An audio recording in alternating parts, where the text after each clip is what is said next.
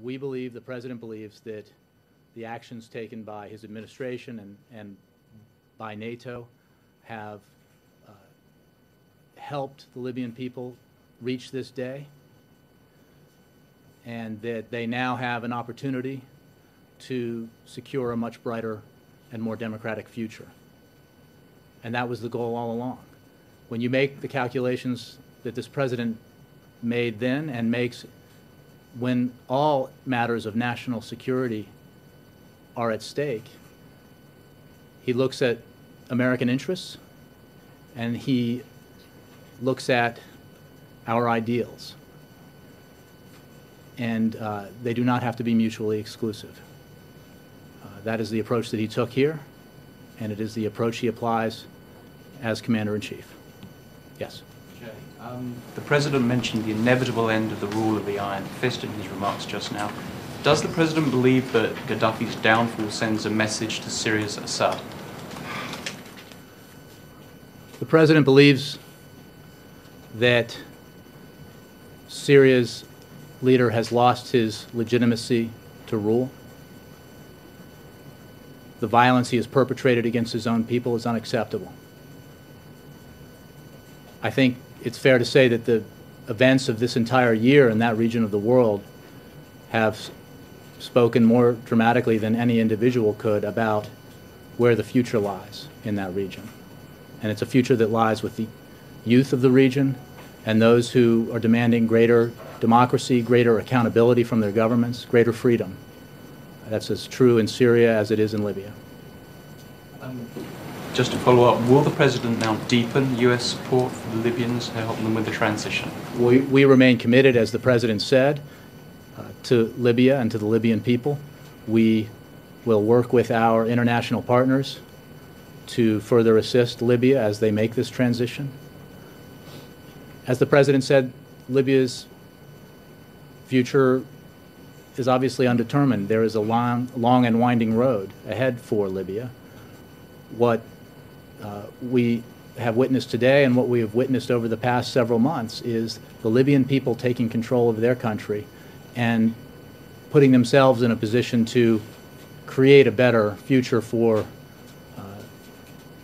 the young people in Libya and future generations of Libyans.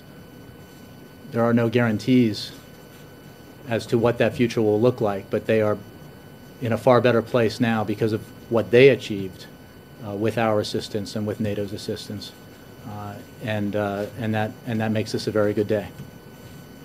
Yes, Jay. Just to follow up, what will the U.S. be doing to help the Libyans through this process? I know there are a lot of State Department personnel on the ground there, very few military personnel just guarding the U.S. embassy there. But what exactly can the U.S. do, and will the U.S. do?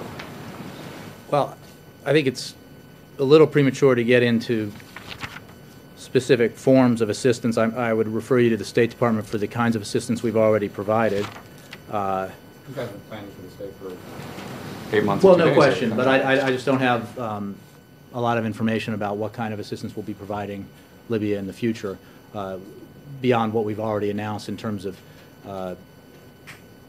as you mentioned, personnel on the ground, our embassy, and our efforts to related to security. But going forward, we will, as the President said, be committed to helping Libya together with our international partners, helping the Libyan people make this important transition. My understanding is NATO is meeting tomorrow to talk about what next, or whether just to end the mission now that Gaddafi is apparently gone. Mm-hmm. Can you tell us any more about that? Well, I think it's clear that the NATO mission is coming to an end. I'll leave it to NATO to formally declare that as but the mission that was outlined in the United Nations Security Council resolution was very clear, which was to protect the Libyan people from violence perpetrated by forces associated with the Gaddafi regime. Not just because of the announcement of Gaddafi's death, but because of the successful taking of Sirte and other areas. Most of Libya is now under control of rebel forces, under control of the TNC. And that obviously bears on the NATO mission, bears on the security of the Libyan people. But I will leave it to NATO to make announcements about that. Let me move it back a little bit. Yes, sir. Jay, the President mentioned that he called on the Libyan authorities to work with the international community to obtain dangerous materials. Can you elaborate on that and tell us what kind of dangerous material the President was referring to? Thank you. Well, as you know, and we have talked about before, the United States is committed to helping Libya secure its conventional weapons stockpiles, including the recovery, control, and disposal of shoulder-fired anti-aircraft missiles. In the wrong hands, these systems, also known as man-portable air defense systems, or MANPADS, can pose a potential threat to civil aviation. We welcome the leadership of the TNC on this issue. The TNC has made a formal request for U.S. support, and we are fully committed to expanding our assistance efforts. And as you know, and this is previously announced, since April, U.S. activities include $3 million in aid to MAG International and the Swiss Foundation for Demining, international NGOs that have been on the ground working with the TNC to survey and secure bunkers, clear unexploded ordnance, and destroy unsecured conventional weapons, including MANPADS. $2.75 million to fund our Quick Reaction Force, civilian technical specialists who have been on the ground in Libya since early September, and ongoing consultations with regional governments and our international partners to build a coordinated approach to this shared security challenge. In cooperation with the TNC, our teams on the ground have already disabled or destroyed hundreds of MANPADS in Libya. In addition, we believe that thousands of MANPADS were destroyed during NATO operations. Weapons bunkers were a major target. Many of these weapons are also under the control of TNC forces. Yes, ma'am. Yeah, I'm just noticing the language here. I've heard the announcement of Gaddafi's death, but I haven't heard you nor the President say specifically Gaddafi is dead, or has that not been confirmed by the White House, and what would you need to confirm that? We are confident in the reporting, and we have obviously seen the announcements by the authorities in Libya from the TNC. So we have no reason to doubt this. We're not on the ground making that assessment, but we have confidence in the reports that Gaddafi is dead. Yes? Jay, the Vice President said this morning America spent $2 billion total and didn't lose a single life. This is more a prescription about how we ought to deal going forward. Does the President agree that this is a prescription for the future that isn't just for Libya? The Vice President's point is an important one.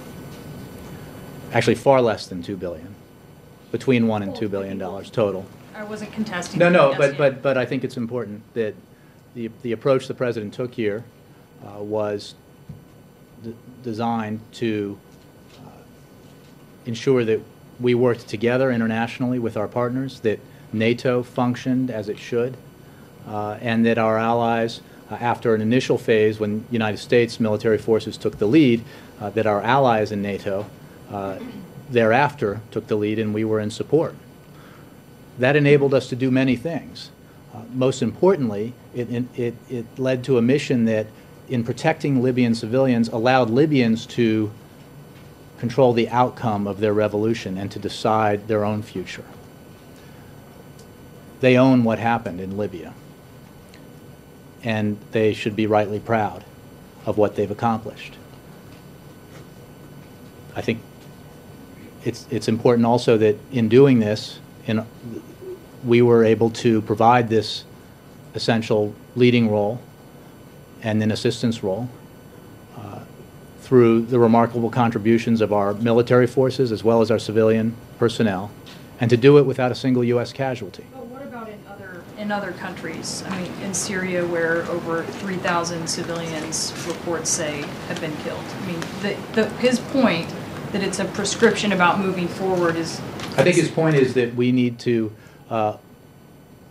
whenever we face situations around the world that may or may not require action, that we should always work with our allies and look at the opportunities to work collectively with our allies and partners to do that. That this is all about taking a long view. What kind of outcome best serves American interests and best serves American ideals? That was the approach the President took here, and it is, again, as I said earlier, the approach he takes when he assesses all of our challenges abroad. In On jobs, if I may ask a Sure, question. The Vice President also talked about crime recently in relation to the part of the jobs plan that we'll be seeing coming up for a vote in the Senate, the money for teachers, police officers, firefighters, and he had an exchange with a reporter from a conservative news organization on the Hill. He said, You're beating his colleague to the punch here, but this okay. this was some comments that he made about rapes and murders going up, and he clarified his comments. He said, I said rape was up 3 times in Flint. Those are the numbers. Go look at the numbers. Murder is up, rape is up, burglary is up. That's what I said. The reporter countered, and if the Republicans don't pass this bill, then rape will continue to rise. And the Vice President said, murder will continue to rise, rape will continue to rise, all crime will continue to rise. Does the President agree? I think it would be hard to find anyone who doesn't agree with the simple equation that fewer police officers on the street has a direct effect on the crime rate. We saw this in the 90s, and I don't know that any lawmaker up on Capitol Hill would contest that simple fact that, or any American who makes that assessment in their local communities. Would you want fewer or more law enforcement officers on the job? And do you think that having more law enforcement officers on the job, police officers on the job, would have a positive impact on crime? That's the point he was making, and that's a point that the President absolutely does share. Republicans are jumping on this, saying that they're being told their opposition means more people will be raped, more people will be murdered. What does the President say to them? You know, you can focus on the words, or you can focus on the simple fact. The President put in the American Jobs Act a provision that would provide assistance to states to put teachers back to work and to put firefighters and police officers back to work, first responders. I mean, are Republicans arguing that there is no correlation between the number of cops on the beat and the crime rate? That would be an interesting argument to hear. It's a new one, a novel one, but I'd like to hear it. Yes, we are saying that more police officers on the beat is a good thing and will help keep crime rates lower. More firefighters fighting fires will reduce the impact that fires will have in our communities and will save lives. That's a fact. And more teachers in our classroom in our schools, will enhance the education that our children get around the country, further strengthening our position going into as we continue to compete globally in the 21st century. That's why the President wants the American Jobs Act passed. Now we're taking it up provision by provision. These are essential. Putting these people back to work is good because it puts them back to work. The added benefits are also extremely important. The added benefits of putting teachers back to work are obvious, I think, to anyone who has children, anyone who cares about the future of this country and the needs that we have in terms of education, and the direct correlation between a better educated America and a more competitive America. More police officers, more firefighters on the job has a direct impact on crime and can save lives in terms of fires and other emergencies. So the President believes very strongly that there used to be bipartisan support for this kind of approach, and we hope there will be as the Senate takes up this important measure. Bill. Jay, granted, every situation is different, but if you look at Iraq and you look at Libya, they're very different approaches. With Iraq, it was almost entirely a U.S. effort.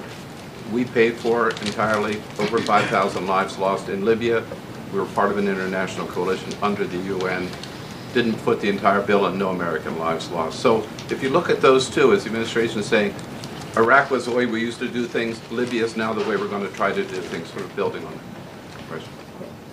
I think we'll let analysts make observations about that comparison. The President simply believes that the action that he took, that this administration took, working with our allies, working with NATO, working with our partners in the Arab world, was the right action for Libya. And most importantly, Well, I mean, it's hard to grade the importance here, but it is